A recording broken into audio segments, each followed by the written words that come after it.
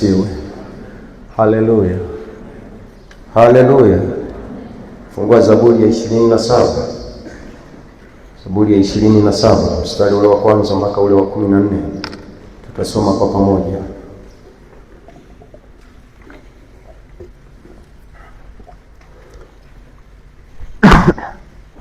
Zaburi ya 27 mstari wa kwanza mpaka wa 14.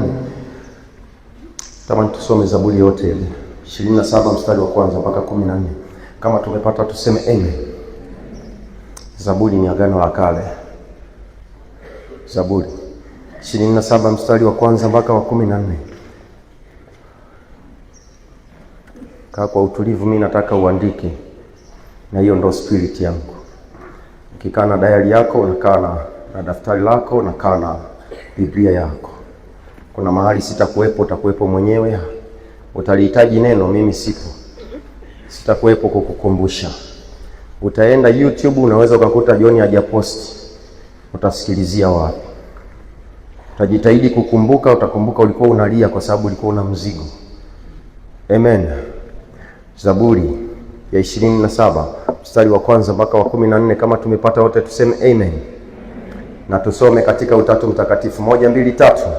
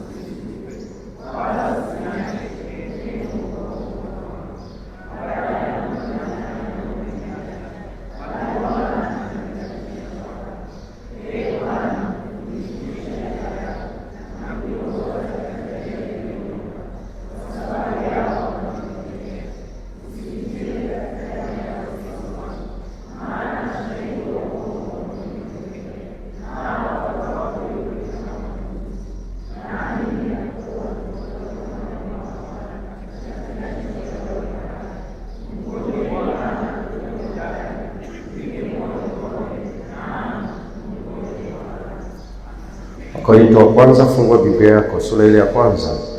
Wakorintho wa kwanza sura ile ya kwanza mstari ule wa 27 na wa 28. Wakorintho wa kwanza sura ile ya kwanza mstari ule wa 27 na wa 28.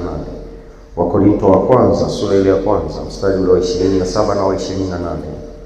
Wakorintho wa kwanza sura ile ya kwanza. Waraka wa kwanza wa Wakorintho sura ile ya kwanza mstari ule wa 27 na wa 28. Waraka wa kwanza wa Korintho sura ile ya kwanza mstari ule wa 27 28. Mistari miwili tu, kama tumefika wote tuseme amen. Tusome katika Utatu Mtakatifu. 1 2 3.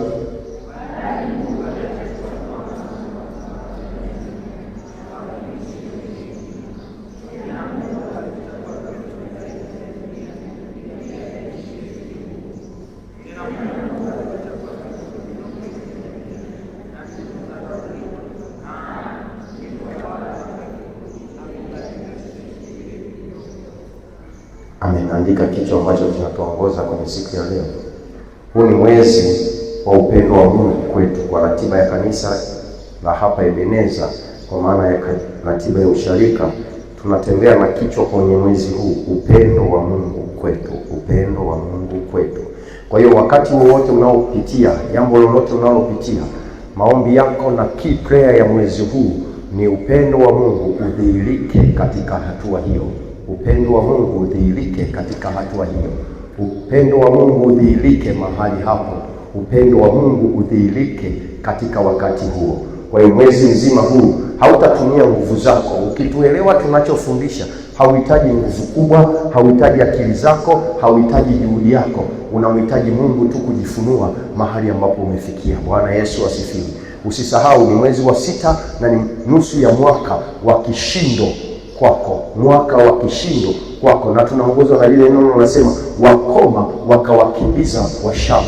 Haijalishi ni Washamu wapi wamesimama kwa miezi 5 iliyokwisha kupita, haijalishi ni vitu gani vya Kishamu vilisimama mbele yako, haijalishi ni hofu gani ambayo Washamu walisababisha, haijalishi ni hofu gani ambayo mazingira yalisababisha, haijalishi ni hali gani ambayo mazingira yalisababisha, maadamu Mungu yupo na Mungu anaishi, basi na wewe katika huo udhaifu. Wakorintho wa kwanza sura ile ya kwanza 27-28 anasema alichagua vilivyodharaulika, alichagua vilivyo vinyonge, alichagua visivyo na heshima, alichagua visivyo na nafasi ili kupatiwa nafasi. Kama ukupatiwa mwezi wa kwanza, ukupatiwa mwezi wa pili, ukupatiwa mwezi wa 3, ukupatiwa mwezi wa 4, wa 5, huli wa 6 mpaka 12, lazima wapako na wewe upatiwe. Lazima vya kwako navyo viachiliwe. Wale wakoma walikaa, wakasema, Biblia ikasema wakasemezana, tukikaa hapa tutakufa na njaa, tukienda mjini tutakufa na njaa, ila tukiwaendea Washamu tuna option mbili. La kwanza watuweke hai, la pili watuue. Kifo ambacho tungekipata mjini, kifo ambacho tungekipata kama tumekaa. Lakini angalia mpango wa Mungu ndani ya wale wakoma. Wanapowaelekea wakoma, wanaona kishindo cha farasi, miguu ya wakoma inabadilishiwa mwendo, inakuwa ni kishindo cha farasi, na wale watu wanaona wakoma ni kama jeshi kubwa. Haijalishi leo unapita wapi, nataka nikwambie walio nyuma yako ni wakuu sana, nguvu iliyo juu yako ni kuu sana, uwezo ulio ndani yako ni mkuu sana. Hakuna cha kuzuia, hakuna la kukuzuia, hakuna cha kukuzuia. Tembea kwa ujasiri, inuka, simama, enenda, maana kazi inakuja wewe, na wakati ni sasa, hakuna wakati mwingine, na wakati ni leo. Usiogope, maana mimi Bwana nitakupigania, asema Bwana wa majeshi. Hey! Ni mwezi wa 6 huu. Hello, geukie jirani yako, mwambie maadamu unaitwa kwa jina la Ebeneza, ondoa mashaka. Maadamu unaitwa kwa jina la Ebeneza, ondoa hofu.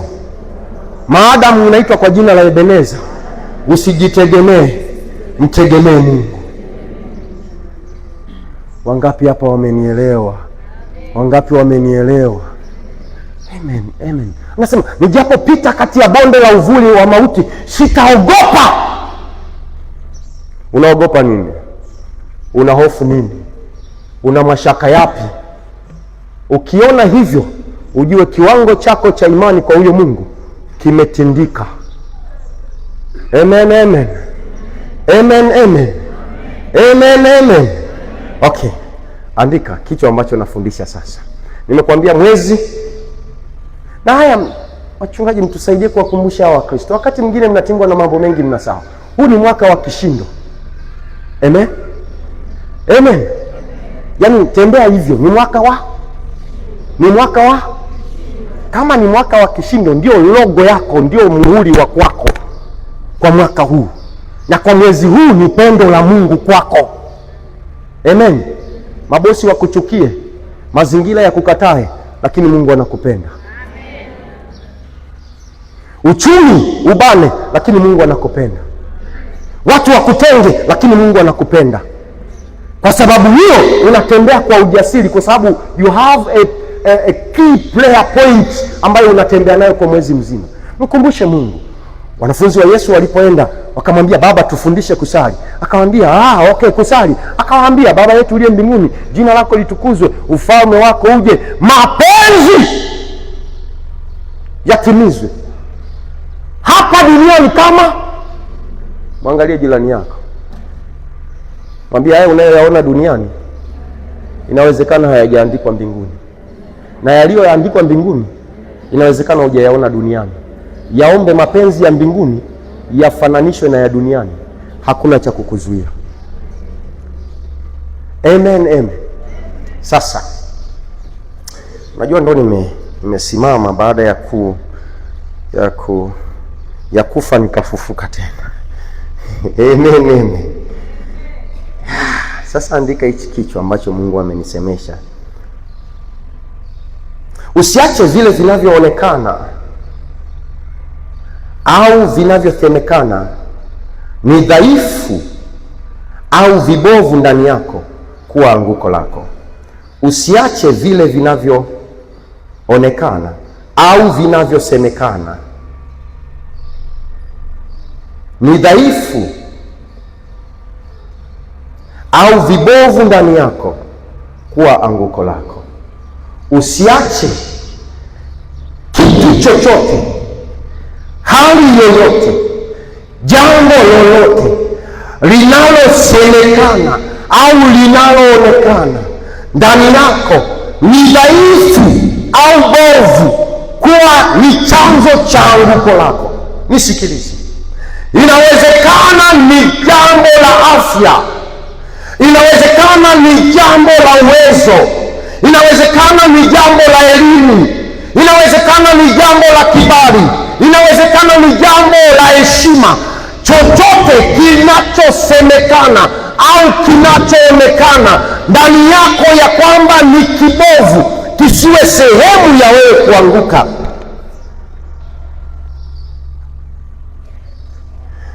Ukisoma Zaburi ya 27 utaona inavyosema ya kwamba yako mambo ambayo ninajua mimi ndani yangu sio sawa, yako mambo ambayo mimi ninayaona hayako sawa, yako mambo ambayo yamenizingira hayako sawa, lakini mtunga Zaburi anasema, maadamu nimekaa uweponi mwako utanionyesha njia zako. Wakati mwingine njia za kwako wewe hazikupeleki kwenye mapenzi ya Mungu wala makusudi ya Mungu, lakini njia za Mungu zikifunguliwa kwako zinakupeleka palipo makusudi na mapenzi ya Mungu. Kwa hiyo kipi kilicho bora sio njia zako mbele za Mungu, si kiwango cha maombi yako mbele za Mungu, ni kiwango cha ufahamu wa njia za Mungu katika maisha yako. Nisikilize, ni kiwango cha ufahamu juu ya njia za Mungu maishani mwako. Ukisoma Agano Jipya kuna vitu viwili vinanishangaza. Yesu yule mwana wa Mungu, huyu kipofu wa kwanza anaweka mkono, huyu kipofu wa pili anatema mate na matope. Ni Yesu yule, ni mkono ule wa Mungu, lakini wa kwanza alimwekea mkono akapona, wa pili anapaka tope anamwambia kajioshe. Kwa nini na wa kwanza hakumpaka tope akamwambia kajioshe? Njia za Bwana hazitabiriki, njia za Bwana hazichunguziki, njia za Bwana haziko wazi, hazikaririki. Ndio jirani yako mwambie usikariri njia za Bwana.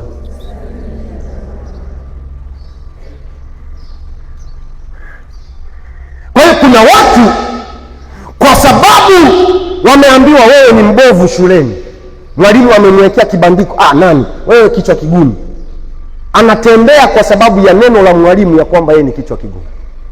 Kuna watu kwenye kazi wamezikinai kazi kwa sababu ya maneno wanayopewa na mabosi wao. Kuna watu wamekinai ndoa kwa sababu ya maneno wanayokutana nayo kwenye mahusiano yao. Kuna watu wamekinai biashara kwa sababu ya mazingira wanayokutana nayo kwenye biashara. Nataka nikwambie hivi, chochote, popote, wakati wote, kinachoonekana ni kibovu na dhaifu ndani yako kisiwe sehemu ya anguko lako, kiwe ngazi ya kuendelea mbele. Haleluya, haleluya. Inawezekana ni afya ni dhaifu kweli, unatumia dawa, unatembea na dawa, unatakiwa kuishi kwa kunywa dawa, unatakiwa kuishi kwa kufuata diet, unatakiwa kuishi kwa ushauri, lakini ninataka nikwambie hicho kisiwe sehemu ya kikwazo cha wewe kufa, wewe kuanguka. Wakati wa Bwana ufanye maamuzi. Haleluya. Kuna kitu kinanifundisha kwenye Biblia. Yule mwanamke alitokwa na damu miaka mingapi?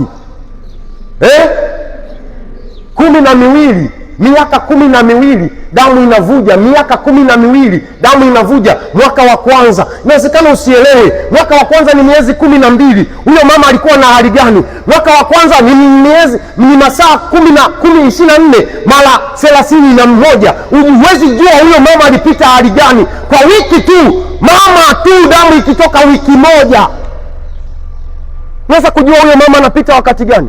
Lakini huyu ni miaka 12. Wa kwanza, wa pili, wa tatu, wa nne, wa tano, damu inavuja.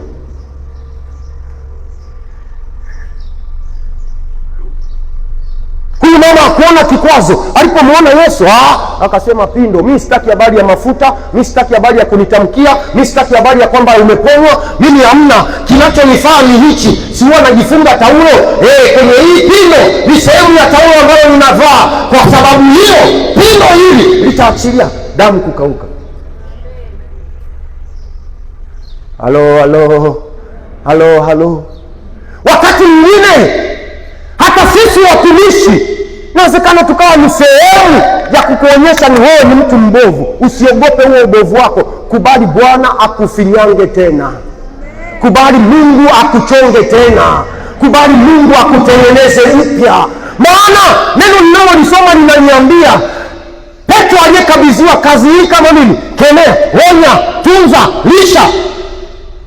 Hivi vyote vinakusaidia wewe kukaa imara, kuwa mtu bora. Hakuna mtu anaweza kupoteza muda wake kuja kanisani kumsema mtu. Hakuna mtu anaweza kupoteza muda wake kumwekea kimemo mtu. Hakuna mtu anaweza kupoteza muda wake. Hao ni watu wasiojua thamani ya muda. Sasa ibada yenyewe mimi mnaniambia masaa 2 na hapa yameshaanza kukimbia. Bwana Yesu asifiwe. Haleluya. Lakini Wakorintho wa kwanza sura ile ya kwanza 27 anasema, bali Mungu alichagua mambo mapumbavu ya dunia awaaibishe wenye hekima. Mambo mapumbavu ya dunia awaaibishe wenye hekima. Tena Mungu alivichagua vitu dhaifu vya dunia ili aviaibishe vyenye nguvu. Tena Mungu alivichagua vitu vilivyo vinyonge vya dunia, vilivyodharauliwa, naam, vitu ambavyo haviko, ili vibadilishe vitu vilivyoko. Hali ulionayo ina jambo la kubadilisha mahali. Mazingira unayoyapitia yana jambo la kubadilisha mahali. Mambo unayonenewa yana jambo la kubadilisha mahali. Mambo unayowekewa yana jambo la kubadilisha mahali. Usiyakimbie wala usiyaogope. Hakuna kuacha kazi, hakuna kuacha ndoa, hakuna kuacha watoto, hakuna kuacha biashara, hakuna kufunga maduka. Maana duka lako kuwepo hapo lina mabadiliko, lina jambo la kubadilisha. Uwepo wako kwenye hiyo ndoa kuna jambo la kubadilisha. Uwepo wako kwenye huo ukoo kuna jambo la kubadilisha. Uwepo wako kwenye hiyo kazi kuna jambo la kubadilisha. Ukiondoka wewe, aje nani kufanya? Mwangalie jirani yako, mwambie kama halitabadilika wewe ukiwepo, unataka nani abadilishe? Angalie vizuri, mwambie mama, mwambie baba, wewe unataka kukimbia ili nani akuje kubadilishia ule maisha mazuri? Yaani nani aliyeumbwa kupigana na vita alafu wewe uishi tu unatembea pa? Nani aliyekwambia? Hello. Hamna kuacha ndoa. Sijapata tu kuongea na wamama. Eti mnakimbia wa baba. Dhaifu hawa. Wanaume hawa wanalisauti tu lakini ni dhaifu sana. Wewe unaona akiumwa, mke wangu. Wewe acha tu, ameumwa typhoid usimpe uji. Usimlazimishe kula. Utakuta amekaukia kitandani. Anataka baby eat. Wanaume ni dhaifu kweli, wananyodo tu hivi wakitembea. Unakimbia hicho kitu kinyonge kidhaifu. Eva akamwambia tumeambiwa tule. Yeye ameambiwa na Mungu, lakini Eva kwa sauti ya Eva tu akala. Unajizalau. Mwambie mwenzako, wewe una nguvu. Amna, wewe misuli huna. Mwambie wewe una ulimi. Allah.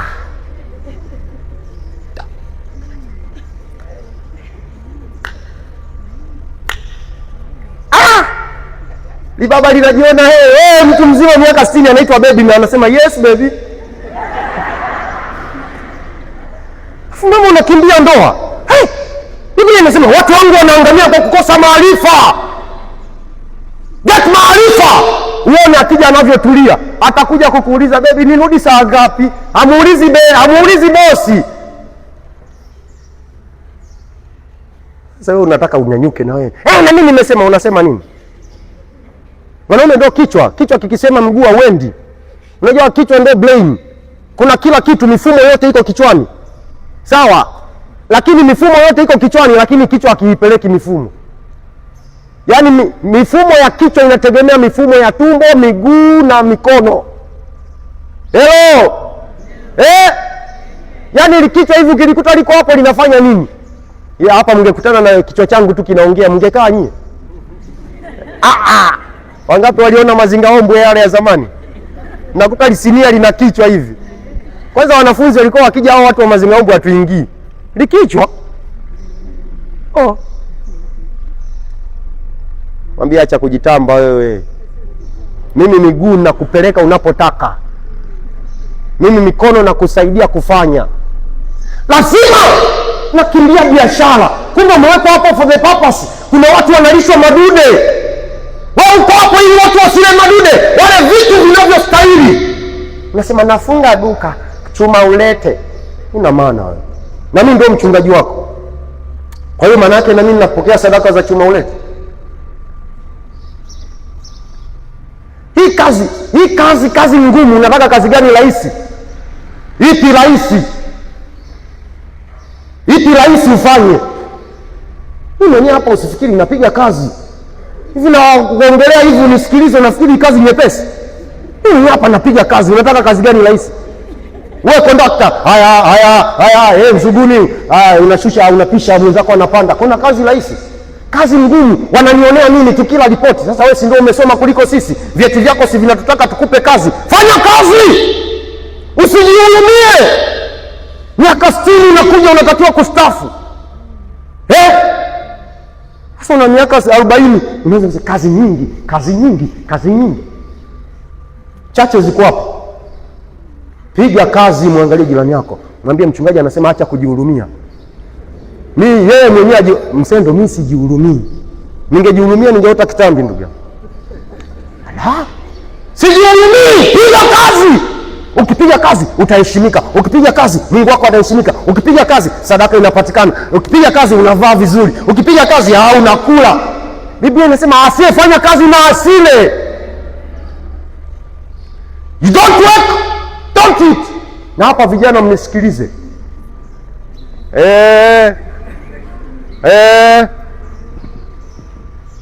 Mimi nawaambia wazazi, nawaambia maanti, nawaambia mawifi na mashemeji, acheni kugombana na ndugu zenu. Akija kwako wape kazi.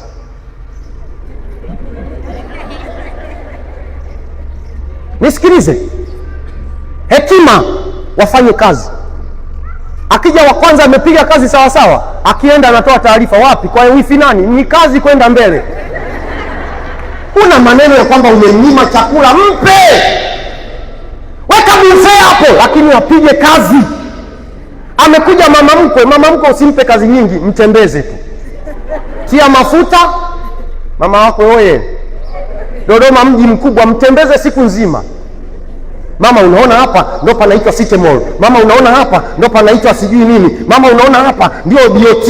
Mama unaona hapa sijui nini.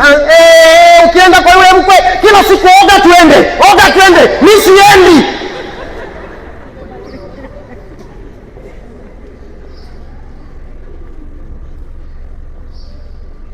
Sasa nyie wanakuja, wanaangalia movie fulani unaweka na bando. Hakuna.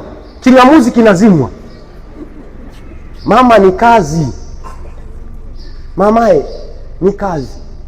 Mimi nakumbuka nyumbani, mimi nawaambiaga nimetoka maisha magumu watu wa Mungu. Bibi yangu mzaa mama yangu, ilikuwa tukienda Jumapili ndio siku anapika ubwabwa. Lakini ili ule huo ubwabwa anakuambia ndugu yangu, huo ubwabwa uliwe, anarundika nguo zote na nguo zake hazifuliwi bila maji ya moto. Nguo zote na za mumewe. Si wajukumu mmekuja?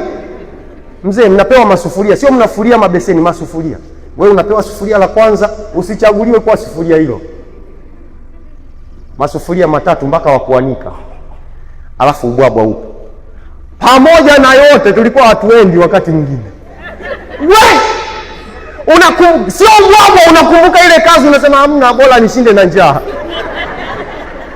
Kwa kuna vitu usihangaike navyo, mnagombana na watu, unafunga mlango, sijui hamna. Fungua pote. Mama mko anataka kuingia chumbani, fungua pote, mwambie mama, nikiondoka mimi nitachelewa kurudi, naomba nisaidie kupiga deki. Si anataka kuingia chumbani, aingie chumbani anapiga deki. Kuna vitu sio kikwazo. Kikwazo ni maarifa ulionayo. Nataka nikwambie sio kikwazo. Sasa msiseme mchungaji, mimi kwangu wanaita jeshini. Wanaita chuo cha mafunzo. Yaani wakija watu mimi kwangu mtaji. Njooni. Wewe una mtoto ana pa kukaa, mimi ninapo. Kukaa tu. Sasa vijana wamerudi shuleni, you pick. Let us go here, let us go there, let us go here, let us go there. Zile nguo ulizotaka kuniletea sadaka ndo wakati huu wa yeye kufua. Mrundikie akimaliza mpeleke kutembea. Akirudi mpe vyombo vile ambavyo unataka kuvitumia, asafishe kabati. Mende wale unaotaka kuweka sijui apige kazi. Yaani ukifika likizo anasema Mungu wangu, nichague masomo, nichague nyumbani.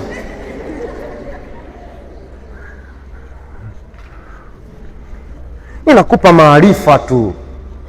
Mwambie mwenzako maarifa uyapati pengine. Mimi nashangaa eti na wewe waebeneza mama mkwe wako anakulalamikia. Yaani yule mkwe wangu shida tu kulipi. Baba mkwe, mwambie mume wako, toka naye. Shoga anapita pale chobi ngosi sijui nini, akale na babake kitimoto. Uone utasema mzee anazingua. Kwa haraka umemaliza hilo tatizo. Mwambie mwenzako hamna cha kukuzuia kwa sababu una maono makubwa. Amen. Okay, nataka nikupe mifano minne ya haraka. Mfano wa kwanza, Ayubu. Taandika sura ile ya 13. Ayubu 13 mstari ule wa kwanza mpaka wa 14. Ayubu sura ile ya 13 mstari wa kwanza hadi wa 4. Ayubu anakutana na kitu ambacho sio cha kwake. Anakutana na ugonjwa. Mwambie mwenzako ugonjwa. Ndani ya Ayubu na kwenye mazingira ya Ayubu, ugonjwa aliopata ulionekana ni kikwazo. Ni aibu, ni dhambi. Inawezekana una hali fulani ya ugonjwa. Moja, unaonekana ni aibu. 2, inaonekana ni kikwazo. 3, inaonekana ni dhambi. Ayubu alionekana hivyo. Lakini nisikilize, kuna vitu vitatu ambavyo wengine hawakuviona, Mungu aliviona kwa Ayubu. Wakati Ayubu anapitia ugonjwa huo, Mungu alikuwa anajivunia Ayubu mbele ya shetani. Kasome. Shetani anaenda anamwambia nimetoka kuzunguka, Mungu anamwambia okay sawa, umemwona Ayubu? Anasema yes nimemwona. Hawakuwepo wengine kipindi cha Ayubu? Kasome Biblia, walikuwa wengi sana. Kwa nini tu shetani anaulizwa habari za Ayubu? Kwa sababu Mungu alikuwa anajivunia uaminifu wa Ayubu kwake. Kuna mtu anapitia ugonjwa kwa sababu ya Mungu kujivunia uaminifu wake. Anajua huyu mtu pamoja na kuumwa hataenda kuchanjwa chale. Anajua huyu mtu pamoja na hii hali hata kengeuka, hata niacha. Anajua huyu mtu pamoja na hili pito hata nitukana wala kunikufuru. Mungu alikuwa sure na Ayubu. Mara ya kwanza anaenda anapiga watoto. Angalia ilivyokuwa ya ajabu. Anapiga watoto na mifugo, anarudi kwa Ayubu. Anarudi kwa Mungu shetani. Anamwambia aisee nimemgonga. Lakini hamna respond. Lile jamaa linadunda. Watoto wameenda, limeshalia limefuta machozi. Si unajua matanga ni 3? Si ndio? Sasa wewe weke nyingi zizidi. unajiua mwenyewe. Hamnaga matanga inayozidi yawe amekufa baba, amekufa mama, amekufa mtoto, amekufa mke. Ni tatu, ni principle ya kimungu. Moyo ulilizi, uendelee mbele. Amen. Jamaa limekaa, mimi najaribu kutafakari kwa sauti. Ayubu inawezekana alipitia siku 3 baada ya kupigwa watoto wake na mifugo, alafu shetani linaangalia jamaa amekengeuka, alafu linakuta jamaa anaendeleza ibada. Alafu naenda kwa Mungu naambia, Mungu huyu jamaa nimemgonga, watoto wamekufa, mali zimepotea, lakini mbona bado anakuamini? Wewe umemzingira sana. Hasa Mungu amemzingira wapi wakati mali umeshapiga? Amemzingira wapi wakati watoto umeshachukua? Amemzingira wapi? Anasema hamna, mwili wake ngoja tuguse. Mungu anasema okay, sawa, nenda gusa mwili, usiguse nafsi yake, kwa sababu nafsi na mimi tuna mahusiano. Usiguse nafsi, gusa mwili. Kuna watu miili yao imeguswa kwa sababu ya Mungu kujivunia. Muangalie jirani yako, mwambie wewe unapita kwenye nini?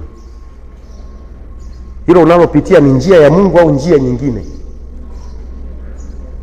Kwa hiyo Mungu anajivunia Ayubu, afa anamwambia nenda gusa mwili.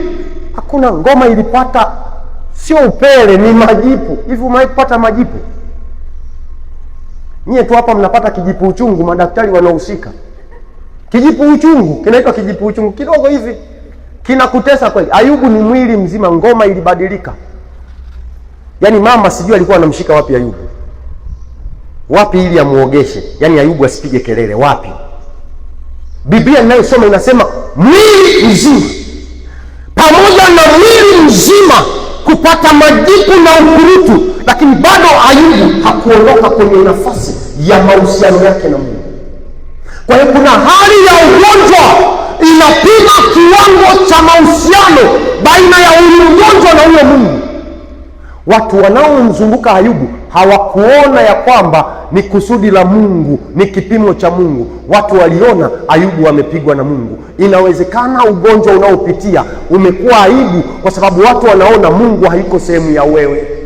Mungu haiko sehemu ya hiyo hali. Lakini nataka nikwambie, kilichompa ujasiri Ayubu ni kwa sababu alijua Mungu yuko pamoja na mimi hata hapa ninapopitia. Halo, nataka nikutie moyo. Inawezekana hali yako ya ugonjwa imekufanya ukae chini, ushindwe kufanya mambo makubwa. Kumbe Mungu anakuangalia katika namna ambayo watu hawakuangalia. Bwana Yesu asifiwe. Haleluya. Haleluya. Sasa mtu wa pili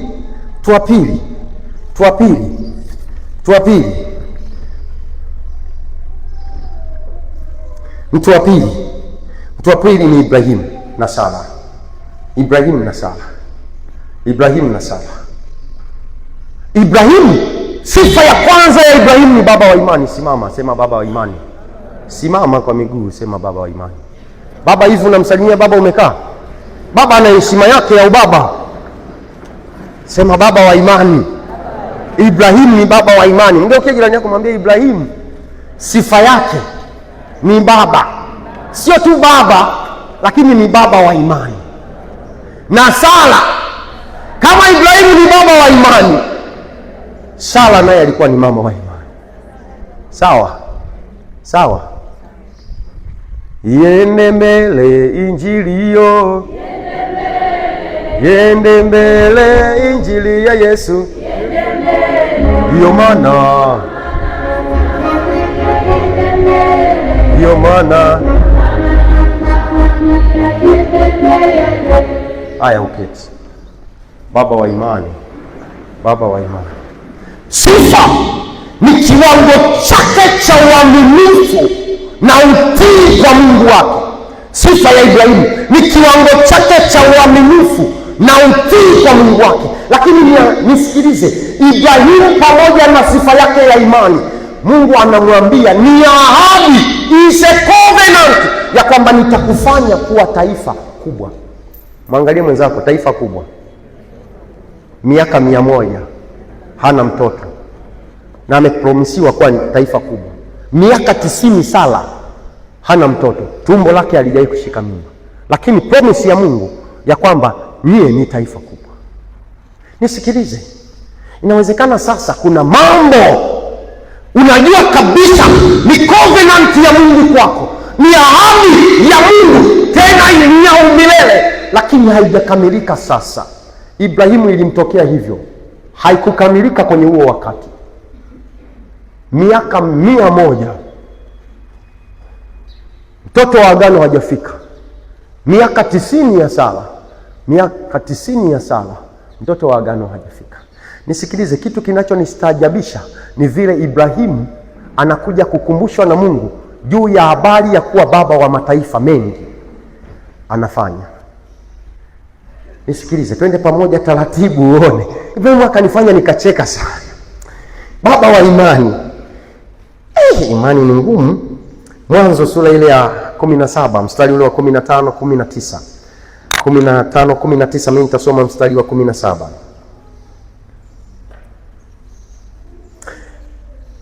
Mwanzo sura ile ya 17 mstari wa 15 19. Anasema mstari wa 17 ndio nasoma, hiyo mingine utasoma nyumbani. Ndipo Ibrahimu akaanguka kifudifudi, akacheka, akisema moyoni mwake, je, mtu wa umri wa miaka 100 kwake atazaliwa mtoto? Akacheka, akaanguka kifudifudi, akacheka akacheka.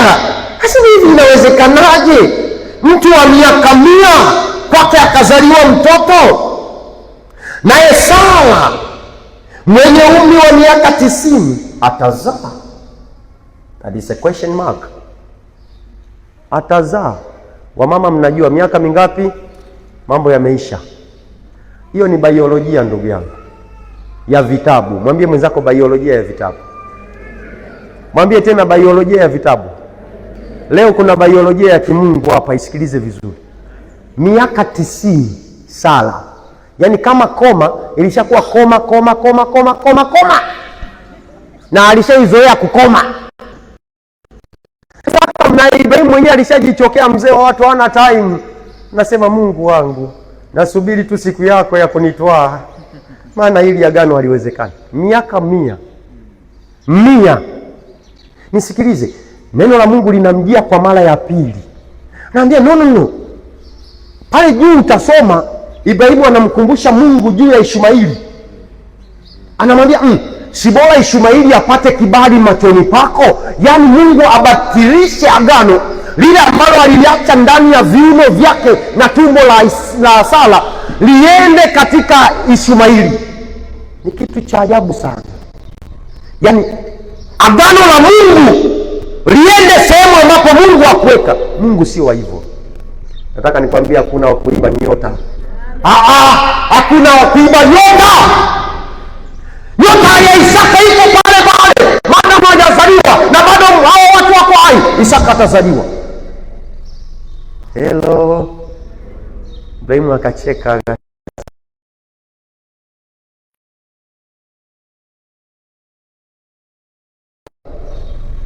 Sasa hivi 65 wewe unaonekana hivi. Hebu simama hapa kidogo. Wewe una 65. Muangalie huyu mzee. Yaani hivi anaonekana 65.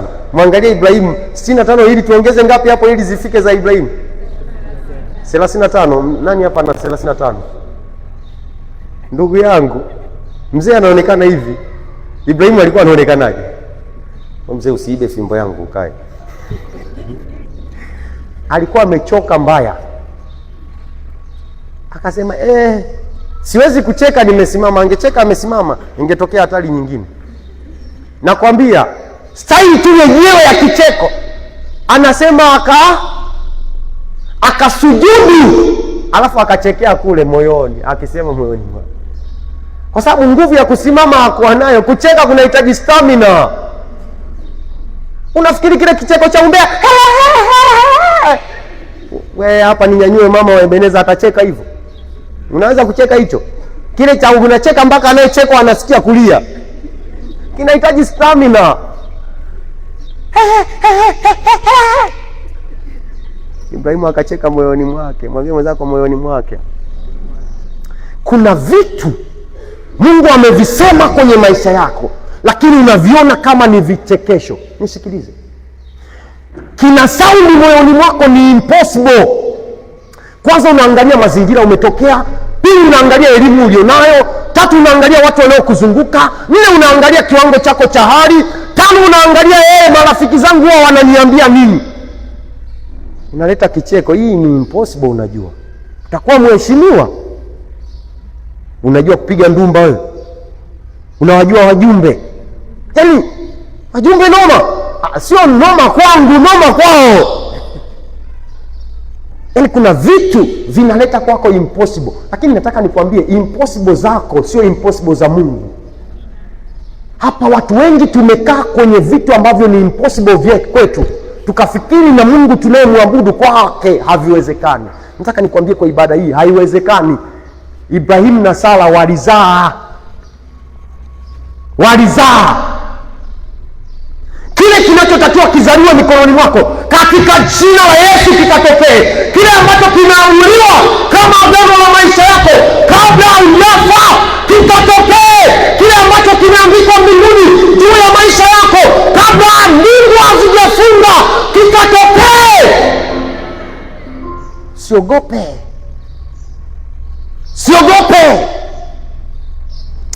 Muda wangu hauruhusu, lakini nimalizie mambo mawili. Unaweza kusoma kitabu kile cha Waebrania sura ile ya 11 mstari ule wa 11. Waebrania 11:11 utasoma mwenyewe nyumbani. Jambo la tatu ni mtu anaitwa Yeremia. Kuna kitu watu wanakiangalia kama kikwazo, umri au muonekano.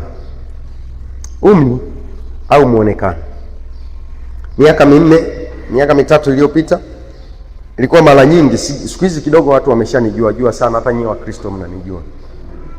Japokuwa Seba akisimama naye anawapoteza. Haya. Watu wanamwambia, "Mchungaji, Bwana Yesu asifiwe." Wakija kumwangalia vizuri kumbe ni mdogo wangu, sio mimi. Sawa. Kondoo wisikia sauti ya mchunga wake. Hamjui sauti ya mchungaji wenu. Ndio maana mna na Seba. Watu wanateseka.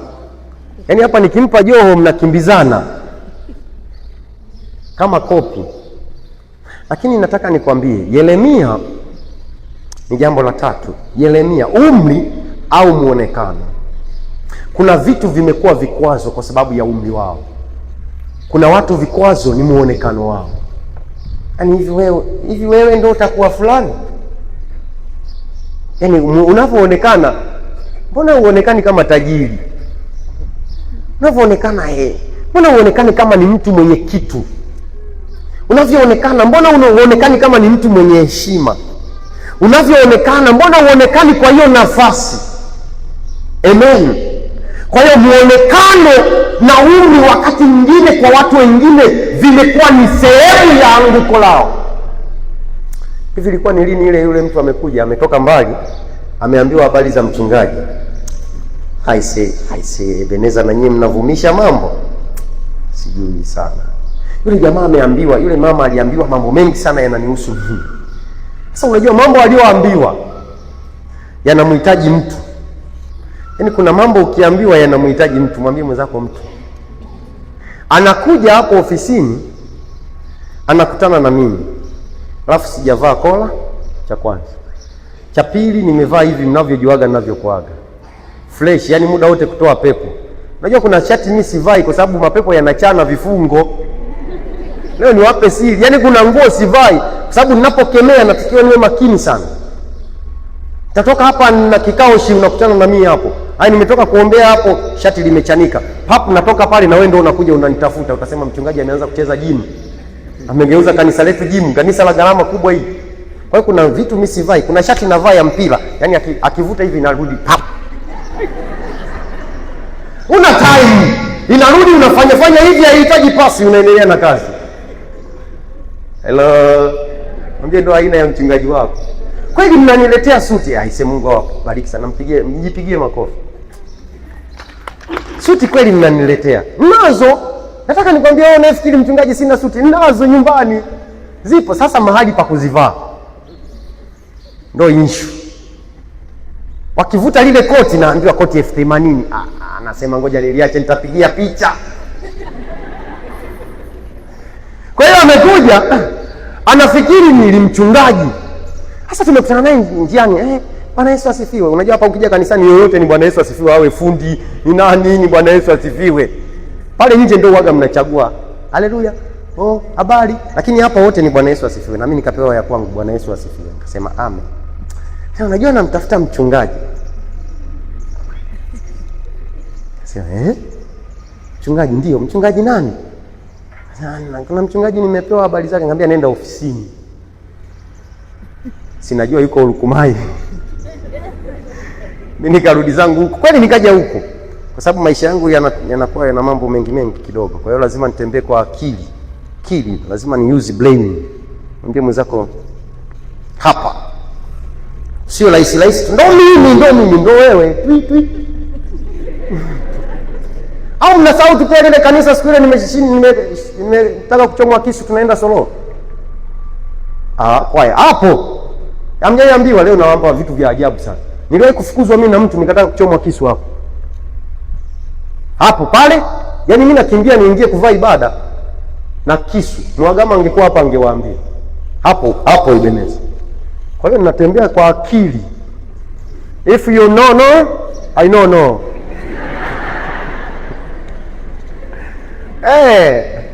If you do. Sasa ile mimi imenipa experience sana.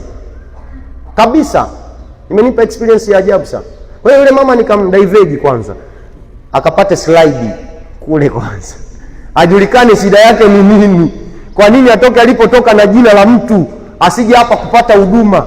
Baadaye ameshasikilizwa, amefanya nini? Ndio naitwa. Unatokea di. Ikatokea pale master. Kaambia mama Bwana Yesu asifiwe. Mbona nilikupita? Kumbe wewe. Kaambia mama usijali, nimekuja nikusikilize. Usalama nimeshajua huko vizuri, safi. Kamsikiliza nikamuombea. Baadaye yule ni mwaminifu aliniambia, yaani nilivyokuona na nilivyoambiwa, niliona wamenidanganya. Halo? Kwamba ndio wewe. Yaani yule mama inawezekana yani moyo wake. Kwa hiyo nafasi na namna nilivyo haikudeserve kwa kile alichoambiwa. Lakini sio mimi alisahau, ni Mungu aliye juu. Na Mungu anasema hutumia vyombo dhaifu. Inawezekana mimi ni dhaifu, inawezekana sina muonekano, lakini Mungu anaweza kunitumia kwenye kusudio la kwake. Amen. Sasa Yeremia anaambiwa ya kwamba mimi nimekujua, nimekuchagua toka tumboni. Alafu Yeremia anasema mimi ni mdogo. Kuna watu mnapewa majukumu, mnajitetea kwa sababu ya umri na muonekano. Yaani ukikaa kwenye kiti, yaani wewe ndio mkurugenzi sasa. Yaani wewe ndio mkurugenzi. Umepewa nafasi. Ukikuta ofisini umekaa, unakaa. Yaani azifu uko safarini unaondoka, hiyo nafasi sio ya kwako. Unajua mtu aliyekaa hivi muda wote, ukipewa nafasi unajaa. Hata kama mimi hivi, unaona kiti kikubwa, alafu nakunja ili nionekane Kwa hiyo ukinikuta ofisini unajua huyu ndo Master King. Wasikiliza nimetulia. Sasa wewe unakaa hivi. Watakufia tu, sio wanakusukuma hivi. Unahitaji mapepo makubwa wewe. Tukifunga mjusi tu tukiweka ulishahama kwenye kiti. Yaani nafasi umepewa, lakini kwa sababu ambazo unaziona, elimu, yule pale amesoma. Unaangalia degree ya mtu. Achana nayo. Degree ziko nyingi sana. Unaangalia PhD ya mtu inakutisha, achana nayo. Wewe angalia ya kwako mahali umepewa. Eti unaogopa, yule ni mwana mahesabu. Hakuna, wewe mwenyewe ndio mwana mahesabu, ndio maana umekaa hapo. Hesabu ipi? Pi r square. Watu hatuamini na hatujiamini. Tunakaa kama tuna maisha kama hasa mwisho ni Daudi na Musa. Haya sitaki kuyasema, lakini yako mambo matatu muhimu nataka kusema. Kwa nini tusiruhusu? Kwa nini? Jambo la kwanza, Mungu ni nguvu zetu. Mungu ni nguvu zetu. Sio sisi. Ni nguvu za Mungu ndani yetu.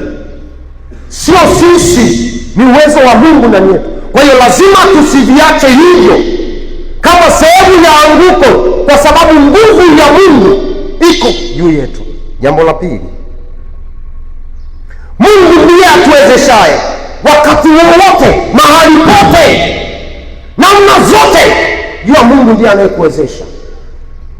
Alafu Biblia napenda inavyosema, msifikiri cha kusema. Msifikiri cha kusema. Kuna mahali unapita usiseme. Jifunze kwa mimi mchungaji wako. Si mwezi mzima nilikaa hapa nikawa naimba mapambio. Wewe unajua kwa nini nilikuwa naimba mapambio? Pata akili. Yaani kuna muda utaki kusimama hapa, unatakiwa ukae kule uimbe mapambio upate comfort. Kwa sababu ulipofika ni mlima. Unaweza ukabastia hapa. Ili usibasti, unatafuta eneo zuri. Hata sipigagi kinanda, hao wanajua nilikuwa nakuja nakaa kwenye kinanda na ninabonyeza twa twa twa twa twa. Najua mimi ndani nasikia naimba. Si leo nimesimama tena. Mwambie aliyekufa akafufuka. Shetani akajipange.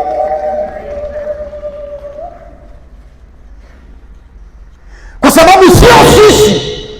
Mimi ni mtu mdhaifu, mnyonge, mtu nisiyestahili, mtu ambaye ukinisukuma naenda, ukinigeuza hivi nageuka. Lakini kwa sababu Mungu ndiye anayeniwezesha, sikuhofu, simhofu, sitahofu. Aya. Unaogopa vikao? Yaani vikao vinatakiwa vikuogope. Ukifika unasema mbeba hoja amefika. Nani? Aya. Hii hoja tukae vizuri. Usiogope vikao. Vikao vikuogope. Yaani watu wakutenge, wasikuite kwenye vikao vyao kwa sababu ukiwepo umebadili maamuzi. Halo.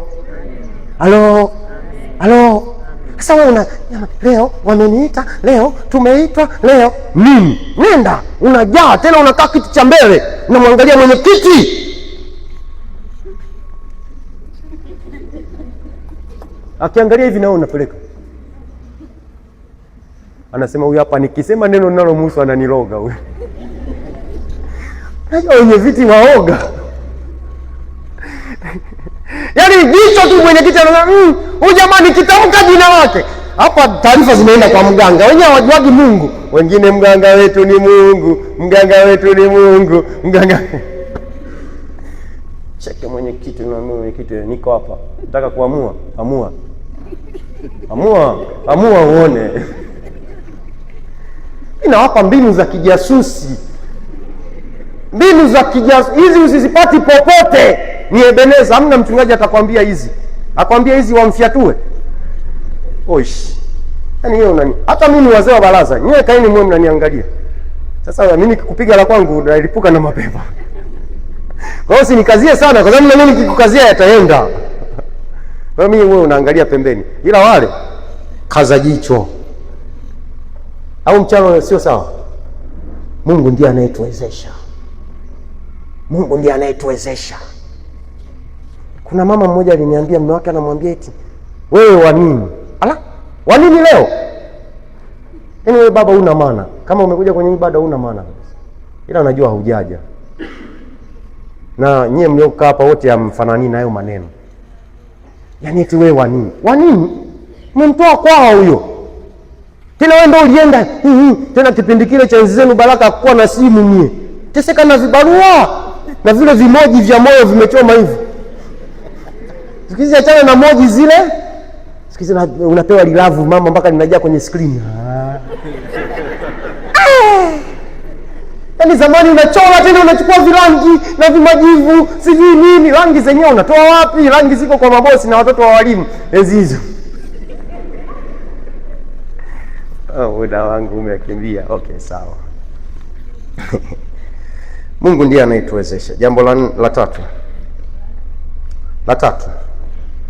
Sisi ni kazi ya mikono ya Mungu. Sisi ni kazi ya mikono ya Mungu. Asingekuwa na matumizi na sisi, asingetuumba. Nisikilize vizuri. Sisi ni kazi ya mikono ya Mungu. Yaani wewe ni kazi ya mikono ya Mungu. Mungu amekufinyanga kuanzia sura, unyayo, nywele, mate, vyote kwa sababu ana kazi na wewe. Asingekuwa na kazi na wewe, angekuwa boti.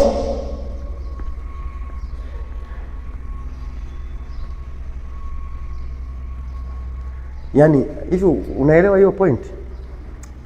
Yaani wewe, kitabu cha Mwanzo kinasema akatuumba kwa sura na mfano wake. Yaani wewe, moja ni sura, mbili ni mfano, tatu ni pumzi ya Mungu. Wewe una matumizi na Mungu. Wanadamu wanaweza wakakosa matumizi na wewe. Mazingira yanaweza kukosa matumizi na wewe. Hali inaweza kukosa matumizi na wewe. Nyakati zinaweza kukosa matumizi na wewe. Lakini Mungu aliyekuumba ana matumizi na wewe. Hapo ulipo. Angalia jirani yako, mwambie hapo ulipo, Mungu ana matumizi na wewe. Mungu ana matumizi na wewe. Pamoja na unyonge, pamoja na udhaifu, pamoja na unavyonenwa, Mungu ana matumizi na wewe. Pamoja na unaolipika, Mungu ana matumizi na wewe. Sasa unamuogopa mwanadamu na yeye ambaye Mungu ana matumizi yake. Alafu Biblia inayosoma inasema vibaya, wakati mwingine inasema kuna watu wameumbwa kwa siku za ubaya. Au mimi nawapenda kwa sababu wako hapo kama wachokozi. Omba wachokozi waje. Wachokozi waje kulia, wachokozi waje kushoto, wachokozi waje mbele, wachokozi waje nyuma, ili nisilale na kusinzia kwenye ibada. Halo? Halo? Mwambie hamna kitu cha kukutisha. Wewe umeumbwa kwa matumizi ya Mungu. Si mnajua hilo kwamba nyinyi mmeumbwa kwa matumizi ya Mungu? Unajua kinachotufanya tunapigwa kwa sababu tunajiona ya kwamba tumeumbwa kufulfill our dream. Nataka nikwambie leo, wewe hujaumbwa kufulfill your dream, but God dream. Yaani wewe uishi kwa makusudi yako na mapenzi yako. Unaishi kwa makusudi na mapenzi ya Mungu. Ukisimama hapo una vita. Nani wa kupigana na Mungu? Nani wa kupigana na Mungu? Nani wa kubishana na Mungu? Nani wa kupambana na Mungu? Nani? Acha kujiona ufai. Acha kujiona ustahili. Acha kujiona utoshi. Acha kujiona ya kwamba wewe unapungukiwa. Acha kujiona ya kwamba waliokutangulia wanajua sana kuliko wewe. Kila mtu ana matumizi. Mungu ana matumizi naye sawa sawa na kusudi lake. Labda kusudi la Mungu ni kesho, unajuaje? Kwa nini leo ukate tamaa? Labda Mungu anataka kujifunua baadaye, kwa nini unarudi nyuma? Yohana Mbatizaji akasema, huyo hajaye ana nguvu, ana uwezo, ana mamlaka kuliko mimi. Yanifaa mimi niondoke ili yeye aje. Kama ni wakati wa Mungu wa kukufaa wewe usogee mbele kidogo ili yeye ashuke kwenye hilo nafasi. Halo? Sasa situmalize tu ibada. Situmalize ibada. Mwisho. Jambo la 4.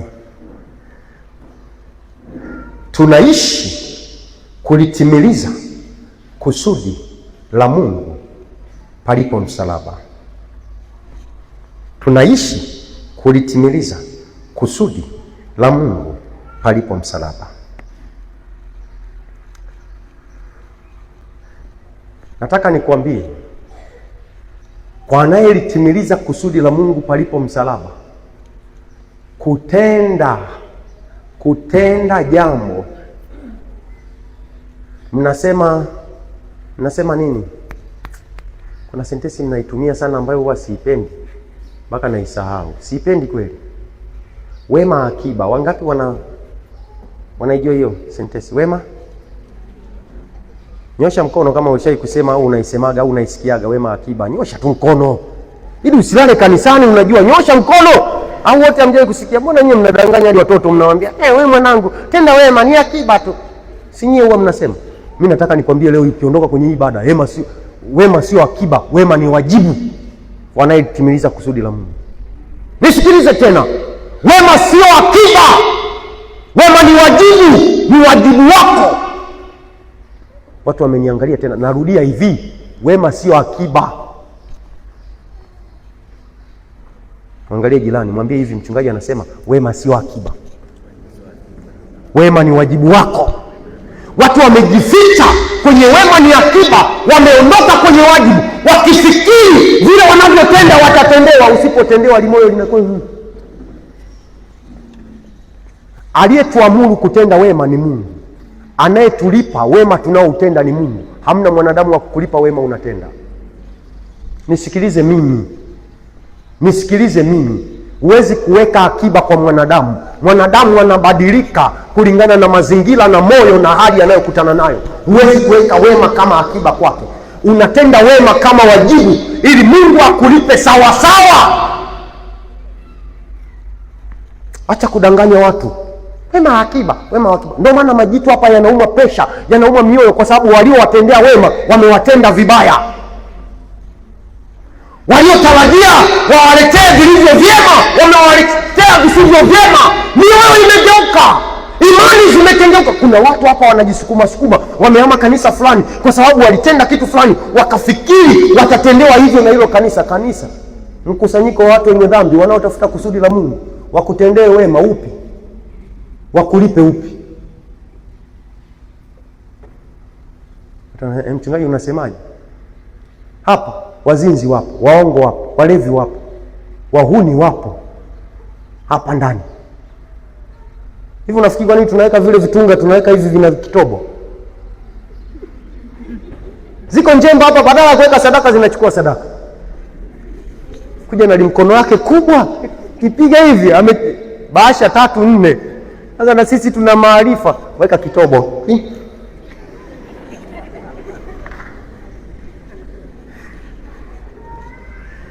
Mimi tu ndo wazee wa kanisa wanawaambiaga fungua, hapa hamna wa kuiba. Ukiiba unang'ang'ania hapo hapo.